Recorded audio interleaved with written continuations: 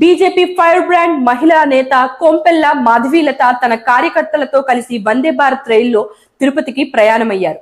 ఊరికే ప్రయాణం చేయకుండా రైల్లో ఎక్కిన దగ్గర నుంచి భజన కార్యక్రమాన్ని మాధవీలత మొదలుపెట్టారు. చేతిలో తాళాలు పట్టుకుని హరే రామ హరే కృష్ణ అంటూ దైవనామస్మరణ చేశారు. కాగా రైలు ఎక్కుతూనే భజన మొదలుపెట్టిన మాధవీలత తన బెర్త్ దగ్గరికి వెళ్లేటప్పుడు కూడా తాళాలు కొడుతూ దైవనామస్మరణ చేస్తుంటే రైలులోని మిగతా ప్రయాణికులంతా ఆశ్చర్యంగా చూశారు. సీట్లలో కూర్చున్న తర్వాత కూడా భజన కార్యక్రమాన్ని జోరుగా కొనసాగించారు. ఇలా తిరుపతి వరకు తన భజన కార్యక్రమాన్ని మాధవీలత కొనసాగించారు. తిరుమల శ్రీవారి ఆలయంలో అత్యాచారం జరిగిందంటూ వివాదాస్పద వ్యాఖ్యలు చేశారు మాధవీలత.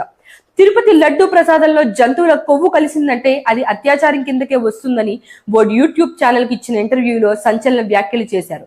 వందే భారత్ లో మాధవీలత భజనకు సంబంధించిన వీడియోలు ఇప్పుడు సోషల్ మీడియాలో వైరల్ గా ఉన్నాయి.